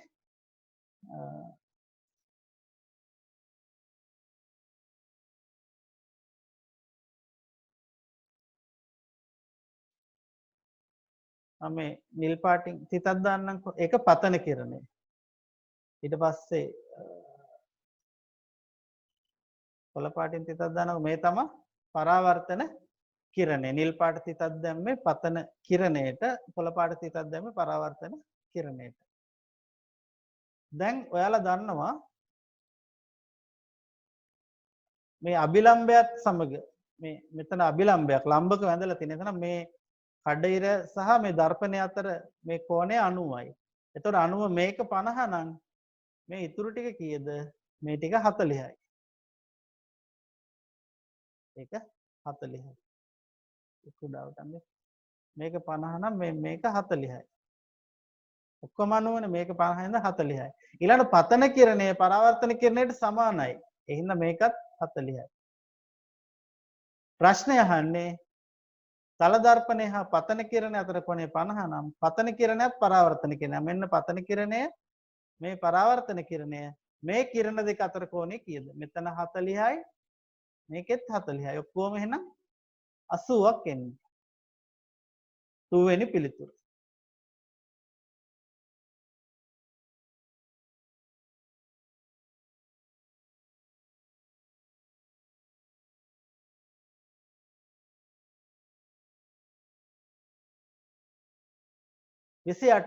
සාන්ද්‍රණය 0.25යි.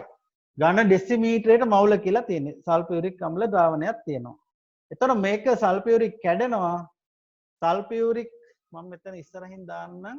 මෙතන මවුල එකක් තිබ්බොත් මේකේ මවුල දෙකක්, මේකේ මවුල එකක් විදිහට තමයි වෙන් වෙන්නේ. එතකොට මෙතන එකක් තියෙනවා නම් සල්ෆියුරික් මවුල එකක H ධනායන මවුල දෙකක් තියෙනවා. එහෙනම් 0.5ක් තිබ්බොත් සල්ෆියුරික් මවුල මෙතන එකක් තියෙනවා. 0.25ක් තිබ්බොත් ඒ වගේ දෙගුණයක් තියෙනවා. ඒතර මෙතන තියෙන ගාන වගේ දෙගුණයක් තියෙනවා H+ හයිඩ්‍රජන් ධන අයන. ඒ ප්‍රකාශය දීලා තියෙන්නේ H2SO4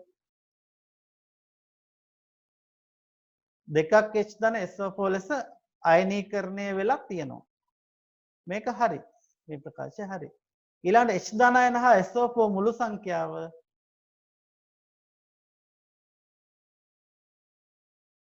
0.75යි. ඇයි මේක H ධන දැන් මෙතන 0.25ක් තිබ්බට ඒකේ මෙතන එකක් තියෙනකොට මෙතන 2යි 1යි 3යි කියලා එනවා. ඔක්කොම අය මේ අණුව ඇතුලේ තියෙන අයන ප්‍රමාණය මවුල. එතකොට එකකින් දෙකක් සහ එක ඔක්කොම 3ක් එනවා. එහෙනම් මෙතන 0.25 තියෙනකොට ඒ වගේ තුන් ගුණයක් එනවා. එහෙනම් 0.25 ඒ තුන් ගුණය කියන්නේ 0.75. එහෙනම් මුළු අයන සංඛ්‍යාව 0.75යි. දෙවෙනි එකත් හරි. H ධනායන 0.5ක් හා SO4 තියෙන්නේ මේ 0.25 ද්‍රාවණේ H ධනායන තියෙන ඒ වගේ දෙගුණයක්. ඒ කියන්නේ 5ක් තියෙනවා. SO4 එකක්. මේකත් හරි. මේ ABC කියන ඔක්කොම හරි. මේ මවුලයට අදාළ තියෙන මවුලයක් කියන්නේ පරමාණු හෝ අණු ඇවගඩ්‍රෝ සංඛ්‍යාවක්. ඔය 6.02 වැඩි කිරීම 1023. අන්න එච්චර ප්‍රමාණයක තියෙන සංඛ්‍යාවට තමයි ඇවගඩ්‍රෝ සංඛ්‍යාව නැත්නම් ඇවගඩ්‍රෝ නියතය කියලා කියන්නේ.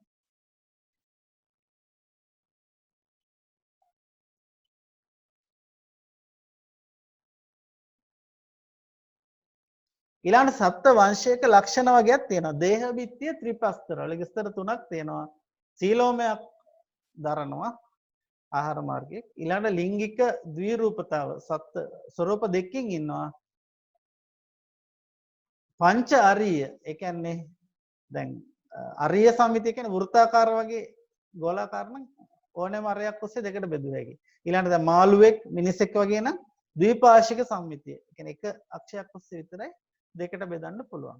පංචාරීය සමිතිය කියන්නේ අක්ෂ පහක් ඔස්සේ බෙදන්න පුළුවන්. ඒ කියන්නේ පසංගිල්ල වගේ ඒ ස්වරූපයක් තියෙන්න ඕනේ.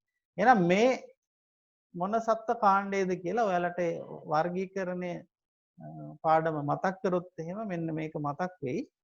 මේ තියෙන්නේ එකයිනොඩොමේටා කියන කාණ්ඩේ සියල්ලම කරදිය පරිසරවලින් ත්‍රිප්‍රස්තර සිලෝමය තියෙන ඊට පස්සේ දේහය පුරා පැතුරු නාල පද්ධතියක් තියෙනවා. දේහේ පංච අරීය සමමිතිය තියෙනවා. එතන තියෙන්නේ මේ පංච අරීය සමමිතිය තියෙනවා.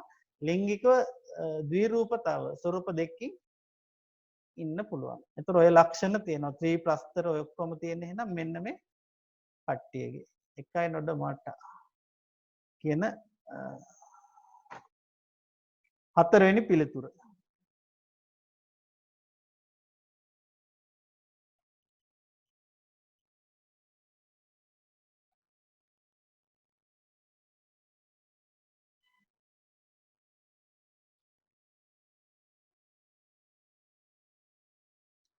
තිස්වෙනි එක අවතල දර්පණයක් මත පතිතවන ආලෝක කදම්බයක් වඩා වැඩි දුරකට යැවීමට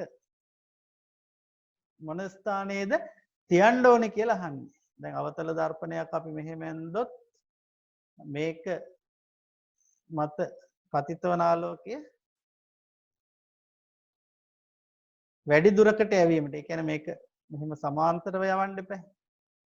සමාන්තරව යවන්න නම් මේකේ කොතනද? මේ දැන් මේ වගේ නාභිය තියන්න ඕනේ. නාභිය තිබ්බහම තමයි මේවා සමාන්තරව යන්නේ.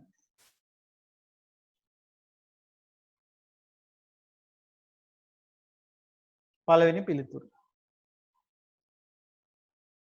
ඉත තියන්න ඕනේ නාභිය.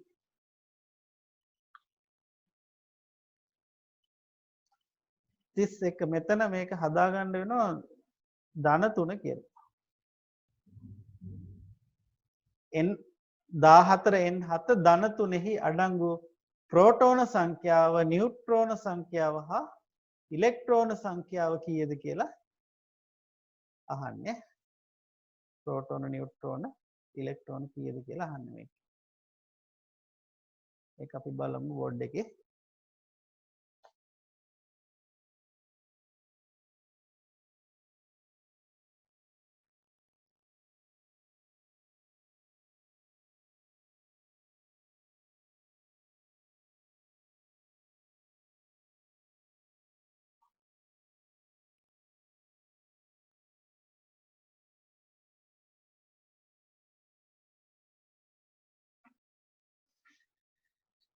බලන්න ඒකේ තියෙන්නේ නයිට්‍රජන් 14 7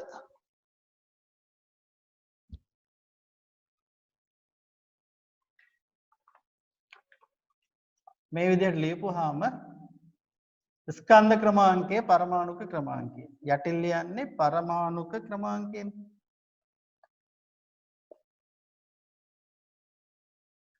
උඩ තියෙන ස්කන්ධ ක්‍රමාංකයනේ මේක.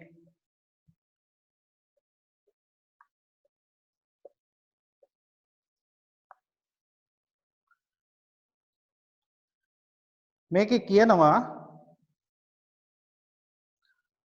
නයිට්‍රජන් 14 ප්‍රෝටෝන සංඛ්‍යාව. ප්‍රෝටෝන සංඛ්‍යාව කියන්නේ මේ පල්ලෙහා තියෙන්නේ. පරමාණු ක්‍රමාංකය ප්‍රෝටෝන සංඛ්‍යාවට සමානයි. එහෙනම් ඔන්න පරමාණු ක්‍රමාංකය 7යි. දෙවැනියට අහන්නේ නියුට්‍රෝන සංඛ්‍යාව. නියුට්‍රෝන සංඛ්‍යාව කියන්නේ ස්කන්ධ ක්‍රමාංකයෙන් පරමාණුක ක්‍රමාංකය අඩු කරපුවාම ලැබෙන අගය. එතකොට 14න් 7ක් ගියාම 7යි. දෙවෙනි එකටත් 7යි එන්නේ. එතකොට සාමාන්‍ය උදාසීන පරමාණුවක නම් පරමාණුක ක්‍රමාංකය ප්‍රෝටෝන ගානට සමානයි ඉලෙක්ට්‍රෝන ගානට සමානයි. නමුත් මෙතන මම කිව්වා මේක හදාගන්න n ධන 3 කියලා.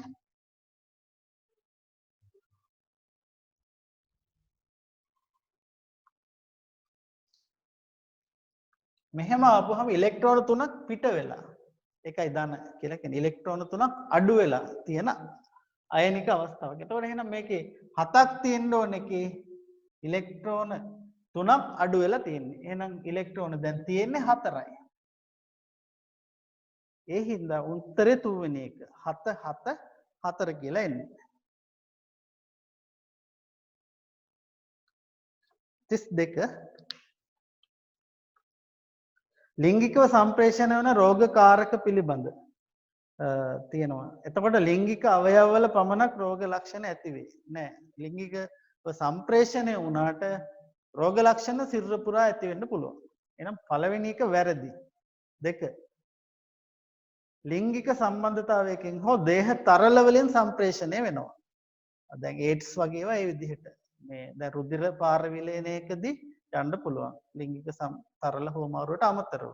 එහෙනම් B හරි. C බැක්ටීරියා මෙන්ම වෛරස් යන සුද්ධජීවි කාණ්ඩ මේක ඇති කරනවා. බැක්ටීරියා වෛරස් ඇති කරන්නේ. හරි. එහෙනම් B හා C තමයි නිවැරදි පිළිතුර.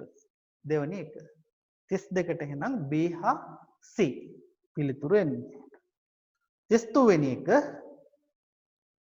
වස්තුවක් මත ඒක රේඛීයව බල දෙකක් ප්‍රතිවිරුද්ධ දිශාවලට ක්‍රියාත්මක වීම නිසා වස්තුව නිශ්චලව පවතී. එතකොට එකිනෙකට විරුද්ධ දිශාවට ක්‍රියා කරනවා බල දෙකක්. හැබැයි වස්තුව නිශ්චලයි. ඒකට හේතුව දැන් අපි හිතමු මේ පැත්තට නිව්ටන් 25ක් යෙදෙනවා. මේ පැත්තටත් නිව්ටන් 25ක් යෙදෙනවා. එහෙනම් මේ වස්තුව කොහෙටවත් චලනය වෙන්නේ නැහැ. ඒක රේඛීයව ප්‍රතිවිරුද්ධ දිශාවලට නම් සංප්‍රයුක්ත බලය ශූන්‍යයි බිඳුවයි. දැන් කඹ අදින අවස්ථාවක කණ්ඩායම් දෙකේම කට්ටිය එකම ප්‍රමාණයට බලය යොදනකොට අර කඹේ මැද පොයින්ට් එකේ ලක්ෂ්‍ය කොහෙටවත් යන්නේ නැහැ. එක තැන නැවතිලා තියෙනවා. හැබැයි කණ්ඩායම් දෙකම කෑ ගහගෙන දෙපැත්තට අදිනවා. හැබැයි මැද ලක්ෂ්‍ය කොහෙටවත් යන්නේ නැහැ. අන්න සංප්‍රයුක්ත බලය ශූන්‍ය වෙච්ච අවස්ථාවක්. දෙපැත්තටම බල විශාල බල දෙකක් යෙදෙනවා. හැබැයි මේ දෙකම සමාන ප්‍රතිවිරුද්ධයි. ඒ හින්දා සංප්‍රයුක්තේ ශූන්‍යයි. එතකොට 33ට උත්තරේ 1. 34 එකයි MOL DM ඍණ 3 සෝඩියම් හයිඩ්‍රොක්සයිඩ් ද්‍රාවණයක් ලැබෙන්නේ. එතකොට මවුල එකක් තියෙනවා ඝන ඩෙසිමීටරයක. ලීටරයක මවුල එකයි. එහෙනම් සෝඩියම් හයිඩ්‍රොක්සයිඩ් වල මෞලික ස්කන්ධය හොයාගන්න ඕනේ අපි. මේක දන්නවා ඔයාලා කිහිප වතාවක් හොයලා ඇති. විභාගයට මේවා දෙනවා NaOH. සෝඩියම් 23යි, ඔක්සිජන් 16යි, හයිඩ්‍රජන් 1යි. 23යි 17යි ඔක්කොම 40යි. එහෙමනම් NaOH ග්‍රෑම් 40ක් ගත්තහම ඒකේ මවුල එකක් තියෙනවා. පරමාණු මේ අණු ඇවගඩ්‍රෝ සංඛ්‍යාවක්. එහෙම නැත්නම් මේ සූත්‍ර ස්කන්ධයට අනුව.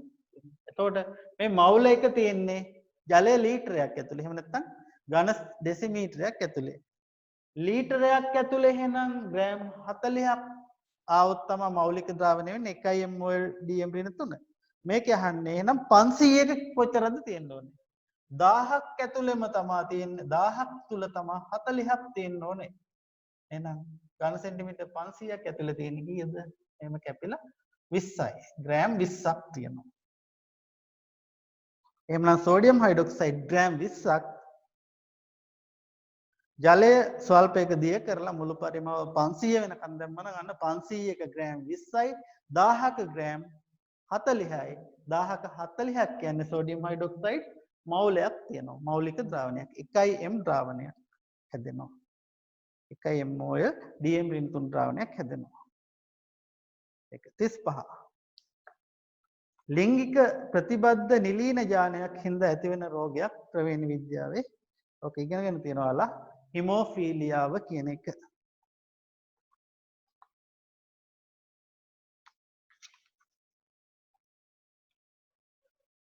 ඊළඟට තියෙනවා මේ පිහිදාරයක් මත මාළුවෙක්. දැන් මෙහෙම අපි මේ මාකර් එක දැන් බැලන්ස් කරගෙන ඉන්නේ ඇඟිල්ල. එතකොට මෙතනින් යෙදෙන බලය මේ දුර සමානයි මෙතනින් යෙදෙන බලය මේ දුර. එතකොට මේක බල ගූර්ණය මගින් තමයි සමතුලිත වෙලා තියෙන්නේ. දැන් මේ එක පැත්ත බර වැඩි නම් මේ පැත්ත මෙහෙම ළඟ තියලා සමතුලිත කරයි. එතකොට මේ බලය වැඩි කිරීම දුර කියලා එතන ගන්න වෙන. එහෙනම් මේ පිහිය උඩ මාළුවා බැලන්ස් කරගෙන ඉන්නවලු. එතන මෙහෙනම් මේක බැලන්ස් කරන්න පුළුවන් වෙන මාළුවාගේ ඔළුව පැත්තෙන් පොඩ්ඩයි වලිගේ පැත්තෙන් වැඩි. එතකොට මාළුවෙක් බැලන්ස් වෙන්නේ පිහිදාරේම හරි අමාරුයි. මෙහෙම ඔළුව පැත්තේ බර වැඩිනේ. මෙහෙමයි අනිත් වරල් පැත්තේ දිගට ඔය විදිහට බැලන්ස් කරලා තියෙනවා නම් මේ බල ගූර්ණය සම්බන්ධ සංසිද්ධියක්. එතකොට බලය වැඩි කිරීම බලයට තියෙන ලම්බ දුර තමයි ගූර්ණය කියන්නේ. එතකොට දෙපැත්තේ ගූර්ණය සමාන වෙලා තමයි මේ බැලන්ස් වෙන්නේ. 36ට උත්තරේ එහෙනම් 2 වෙනි එක. 37 වෙනි ප්‍රශ්නේ බලන්න. ඔක්සිජන් ග්‍රෑම් 16ක ඇති පරමාණු සංඛ්‍යාවට සමාන තියෙන්නේ. ඔක්සිජන් ග්‍රෑම් 16ක් ගත්තාම ඒකේ පරමාණු තියෙනවා ඇවගඩ්ඩෝ සංඛ්‍යාව 0.2 වැඩි කිරීම 1023. මේ මෙච්චර තියෙනවා. මේක තියෙන්නේ ඔක්සිජන් නම් ග්‍රෑම් 16ක මේ ගාන තියෙනවා. හයිඩ්‍රජන් නම් ග්‍රෑම් 1ක තමයි මේ ගාන තියෙන්නේ. ඊළඟට මැග්නීසියම් නම් ග්‍රෑම් 24ක තමයි මේ ගාන තියෙන්නේ. ඔය විදිහට තියෙන. එහෙනම් සෝඩියම් නම් ග්‍රෑම් 23ක. සෝඩියම් ග්‍රෑම් 23ක් ගත්තොත් මේ ගාන තියෙනවා. පරමාණු ඇවගඩ්ඩෝ සංඛ්‍යාවක් තියෙනවා. එහෙනම් මේක යහන්නේ ඔක්සිජන් ග්‍රෑම් 16ක් යන්නේ මේ මවුල් එකක් පරමාණු මෙච්චරක් තියෙන එක තියෙන්නේ සමාන වෙන්නේ. මැග්නීසියම් ග්‍රෑම් 12 කිව්වොත් වැරදි. මැග්නීසියම් වල 24නේ ස්කන්ධ ක්‍රමාංකය. සෝඩියම් වල 23නේ. හයිඩ්‍රජන් වල 1නේ. එතකොට නයිට්‍රජන් වල 14නේ. නයිට්‍රජන් නම් 14ක මේ යගේ එන්නේ. එහෙනම් මෙතන තියෙනවෙන් හරිය මොකද්ද? මෙන්න මේ සෝඩියම්. ඔක්සිජන් ග්‍රෑම් 16ක තියෙන ප්‍රමාණය තියෙන්නේ සෝඩියම් ග්‍රෑම් 23ක තමයි මේ මවුලයක් තියෙන්නේ.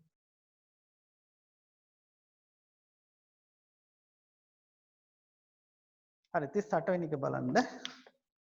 38 වෙනි ප්‍රශ්නය.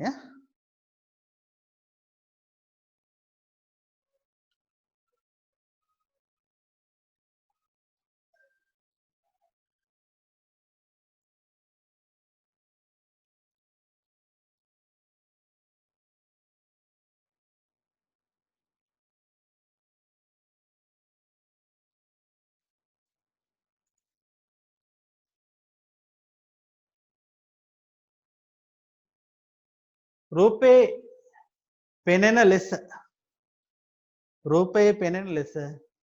යකඩ ලෝහයේ සමාන ස්කන්ධ පරීක්ෂා නල තුලට දමා ඇටෝමක් සැකසු විට ප්‍රතික්‍රියා ශීඝ්‍රතාව වැඩි වෙන පිළිවෙල. එතකොට දැන් මේකේ තනුක HCl දෙකේම තියෙන එකක් තියෙනවා උණු ජලයේ භාජනයක අනික සාමාන්‍ය විදිහට තියෙන්නේ. එතකොට උෂ්ණත්වය වැඩි වෙන ප්‍රතික්‍රියාශීලීත්වය වැඩි වෙනවා. ඊළඟට කැට විදිහට නැත්නම් විශාල ඒකක විදිහට තියෙද්දි ප්‍රතික්‍රියා ශීඝ්‍රතාව අඩුයි. කුඩු විදිහට තියෙද්දි ප්‍රතික්‍රියා ශීඝ්‍රතාව වැඩි. එහෙනම් උෂ්ණත්වය වැඩි වෙන්න ප්‍රතික්‍රියා ශීඝ්‍රතාව වැඩි වෙනවා. ඊළඟට කුඩු විදිහට තියෙනකොට ප්‍රතික්‍රියා ශීඝ්‍රතාව වැඩි. ඒතර ඕවා ගැන සලකලා ප්‍රතික්‍රියා ශීඝ්‍රතාවයේ වැඩි වෙන අනුපිළිවෙල අඩුවම එක තමයි එහෙනම් A. මොකද යකඩ ඇණේ විදිහට තියෙන්නේ ගැටෙන වර්ගඵලය අඩුයි. ඊළඟට ඒක එළියේ තියෙන්නේ වතුරේ නෙමෙයි. ඊළඟට දෙවණියට තියෙනවා කම්බි දැලේ ඊට වඩා ගැටෙන පෘෂ්ඨය වැඩි. ඊළඟට D යකඩ කුඩු හතරවෙනි එක වේගය වැඩි කරන සාධක දෙකම හොඳට තියෙනවා. එකක් උණුසුම වැඩි අනිත් එක කුඩු විදිහට තියෙන. එහෙනම් වැඩිම අනුපිළිවෙල එන්නේ එහෙනම් A. A වලට වඩා වැඩි C වල. යකඩ ඇනේට වඩා වැඩි වර්ගඵලයක් ගැටෙන්න ඕනේ කම්බි දැලේ. එහෙනම් කම්බි දැලේ වැඩි C. ඊට පස්සේ ඊට වඩා වැඩි D වල. කුඩු යකඩ කුඩු විදිහට තියෙනවා අම්ලයත් එක්ක. B වල ඊටත් වඩා වැඩි කුඩු විදිහට තියෙනවට අමතරව මේක උෂ්ණත්වය වැඩි. උෂ්ණත්වය වැඩි හින්දා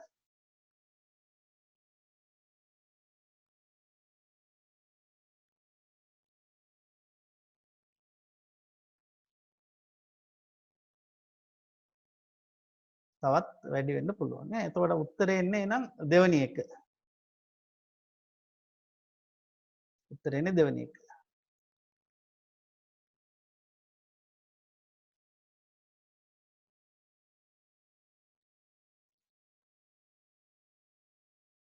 ටෙස්ට් 9 මේ බල සමතුලිතතාවය කියන. එතකොට මේ W කියන බලය ඒ දණ්ඩේ බලය R1 හා R2 මගින් සමතුලිත වෙලා තියෙනවා.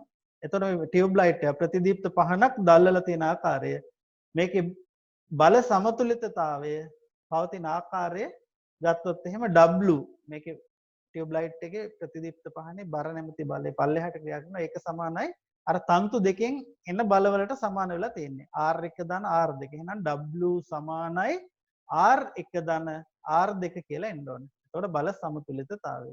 39 පළවෙනි එක උත්තරේ.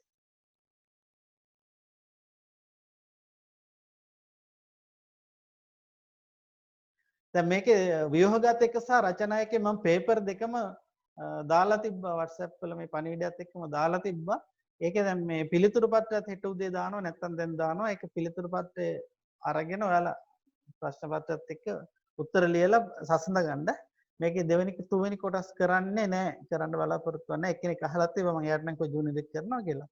නමුත් ඒකේ ගොඩාක් අමාරු කොටස් නැහැ. පිළිතුරු පත්‍රය ඔයාලා උත්තර ඉස්සරලා ලියලා ඊට පස්සේ මම මේකේ පිළිතුරු පත්‍රය දාන්නම් මේ ගෲප් එකේ. ඒක දැන් දාන්නම් අය හෙට උදේටත් දාන්නම්. දැන් බැරි වෙන අයට නේද? දැන් මේකේ නැති අයට ගන්න හෙට උදේටත් දාන්නම්.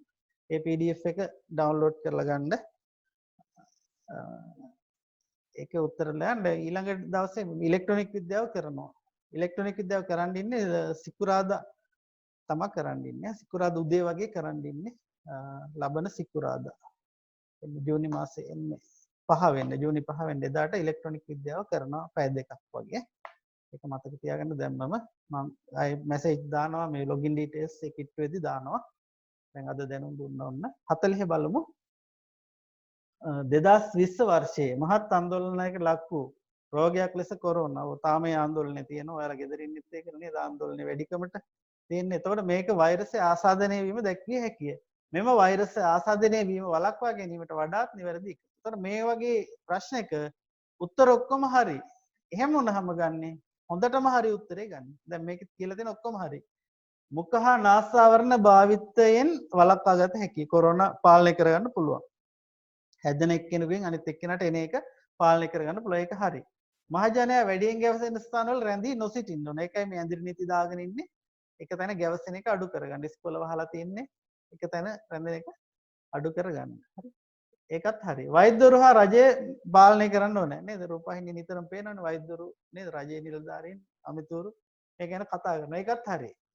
රෝග ව්‍යාප්තිය පාලනය කිරීමට සියලු ජනතාවගේ දායකත්වය ලබා දී යුතුයි. අන්න ඒක තමයි වැදගත් එක. මේක රජයකට හරි මේ සෞඛ්‍ය අංශයට විතරක් කරන්න බෑ. මේක පාලනය කරගන්න සියලුම දෙනා එකතු වෙන්න ඕනේ. ඉතින් ලංකාව හොඳයි අනිත් රටවල් සාපේක්ෂව. දැන් ඉන්දියාවේ එහෙම ලංකාවේ එකම කාලේ පටන් ගත්තේ බෝ වෙන්න. ඒතකොට ඉන්දියාවේ ලක්ෂ ගානකට තියෙනවා. නමුත් අපේ රටේ ගොඩාක් හොඳයි. ඉතින් මිනිස්සු බලෙන් හරි පාලනය වෙලා ඉන්නවා. අපේ රෝග පාලනය හොඳයි. ඒතකොට වැදගත්ම එක තමයි රෝග ව්‍යාප්තිය පාලනය කිරීමට ජනතාවගේ දායකත්වය ලබා දිය යුතුයි.